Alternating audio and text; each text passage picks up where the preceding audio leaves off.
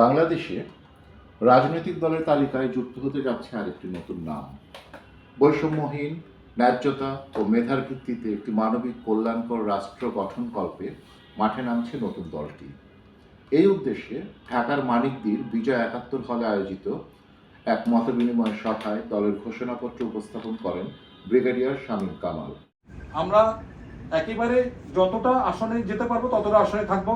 মধ্যবর্তী পরিকল্পনা সরকার ব্যবস্থা অংশগ্রহণ করা ৫ থেকে ১০ বছর, এরপরে ১০ থেকে ১৫ বছরের মধ্যে আমরা আশা করছি আমরা একটা জায়গায় পৌঁছাতে পারবো যেখানে আমরা দেশের বা জাতির জন্য কিছু করতে পারবো।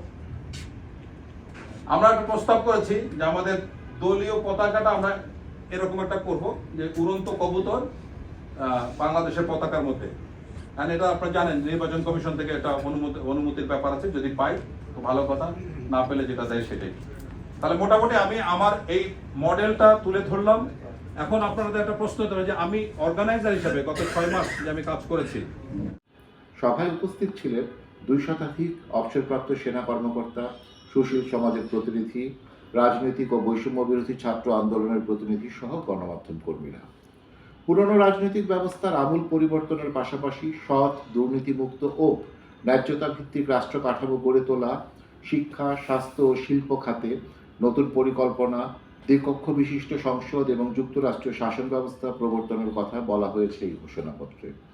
সভায় আরও বক্তব্য রাখেন lieutenant general Sabbir Ahmed, lieutenant general Shayekuzzaman, জাতীয় প্রেস ক্লাবের সাবেক সভাপতি শওকত মাহমুদ, সাবেক সংসদ সদস্য গোলাম সারোয়ার মিলন, বৈষম্য বিরোধী ছাত্র আন্দোলনের নেতা আয়েশা তাবাসসুম ও শাকিল আমিন সহ অন্যান্য নেতৃবৃন্দ।